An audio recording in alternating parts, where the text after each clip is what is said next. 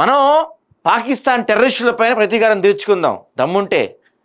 ఎవడైతే ఇప్పుడు ఈ వాట్సాప్ మెసేజ్ పెడుతున్నాడో, అరే వాట్సాప్ మెసేజ్లు ఫార్వర్డ్ చేస్తున్నావు కదా నువ్వు ఎవడైతే ఉన్నావో దారా పో బోర్డర్కి పోయి పోరాటం చేయరా నీకు దమ్ముంటే. పో బోర్డర్కి వెళ్ళి నువ్వు ఫైట్ చేయి దమ్ముంటే. నీకు ఇంట్లో కూర్చొని ఏసీ రూమ్లో కాలు మీద కాలు వేసుకొని టీవీకి ఎదురుగా కాళ్ళు పెట్టుకొని చిప్స్ తింటూ నువ్వు ఈ వాట్సాప్ మెసేజ్లు ఫార్వర్డ్ చేస్తావు నువ్వు. అరే వాళ్ళ టార్గెటే అదిరా నాయన, వాళ్ళ టార్గెటే అది. హిందూ ముస్లిం మధ్య దేశంలో గొడవలు రావాలి, దేశవ్యాప్తంగా హిందూ ముస్లింలు కొట్టుకోవాలి అనేది వాళ్ళ టార్గెట్.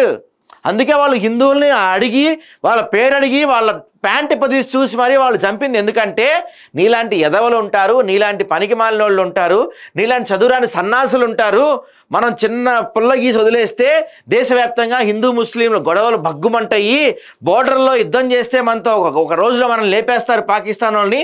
దేశంలో అంతర్గత యుద్ధం వస్తే వాళ్ళు సాల్వ్ చేసుకోలేరు అనే వాళ్ళ ప్లాను నీలాంటి పనికి మాలిన హిందువుల వల్ల జరుగుతుంది.